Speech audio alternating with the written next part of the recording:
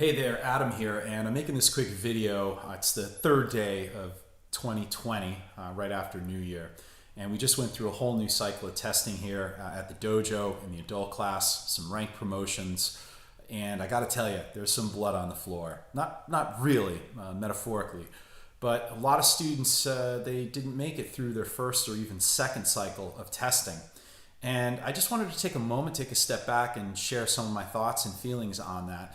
Because I think it's really important for people to understand that it's not necessarily a rite of passage. It's actually the maintenance of the standards here at the martial arts school in the martial art that we study. But it's also an expression of the expectations that I have of each student.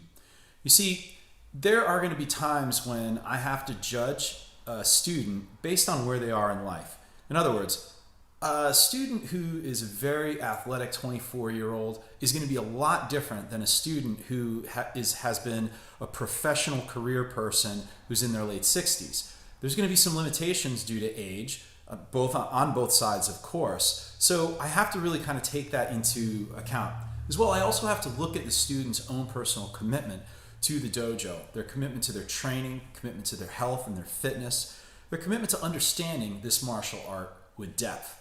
So there's a lot of different ways that I look at the outcome of a test. But ultimately what it comes down to is the amount of time that you put in commitment, combined with the ability to be able to get out of your own way and not let ego, arrogance, or false expectations get in the way. And unfortunately, that part is not addressed, and you're not able to serve a student when you do tests and you let everybody pass, or you do a test and it's more of a rite of passage where they just get up and they perform, but they actually don't feel that there's something on the line here, that they could actually not pass. Now you'll notice I'm not using the word fail. The reason I don't use fail is because I have this very, very strong belief that a person fails when they quit. They fail when they don't return. They fail when they don't come back and do it again.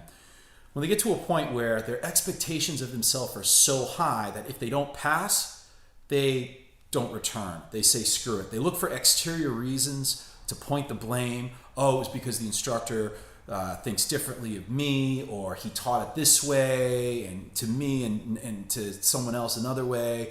You come up with all kinds of excuses. They're limitless. But the reality is that as an instructor, I want to make sure that all of my students follow the same standard, and they understand that if they do not perform to a specific level that I have, then they're not going to pass and they're going to be held.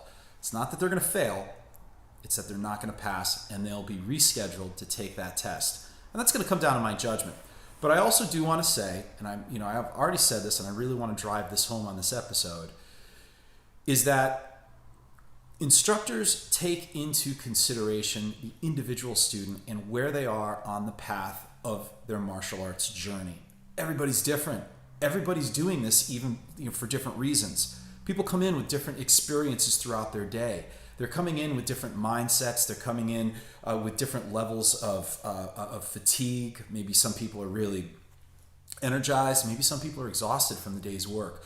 But when we start class and when we bow in, everybody's really at the same level. And that rule applies for testing as well. But I also have to be able to make sure that I take, in all fairness, into consideration where they are in their journey of martial arts and sort of align that with where they are in their life, in their own personal life, and what their own limitations may or may not be.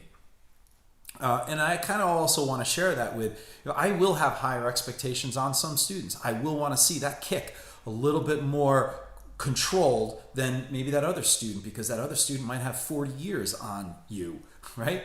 So this is where that balance comes in, and that balance is really based on trust, and you as a student trusting your instructor, trusting the testing cycle and the judgment that the instructors are going to have. And if you have a quality instructor who's come up in a good martial art and they've been able to follow that path appropriately, and you should be able to see that, then that trust is certainly going to be there, and it's going to help strengthen your path in martial arts and throughout your life. So I wanted to share that. I wanted to share with you a little bit about how the context of the lens that we look through as instructors is so important. The context of the individual student and where they are in their journey. and how we take that into consideration, how we base our own judging expectations, and hopefully have the best outcome for both the dojo, for yourself as the student, and for myself in fulfilling the obligations that I have as an instructor or whoever your instructor might be. So I hope you enjoyed this quick episode. I look forward to sharing another one with you shortly. And I just want to thank you for spending your time with me today. Thank you so much.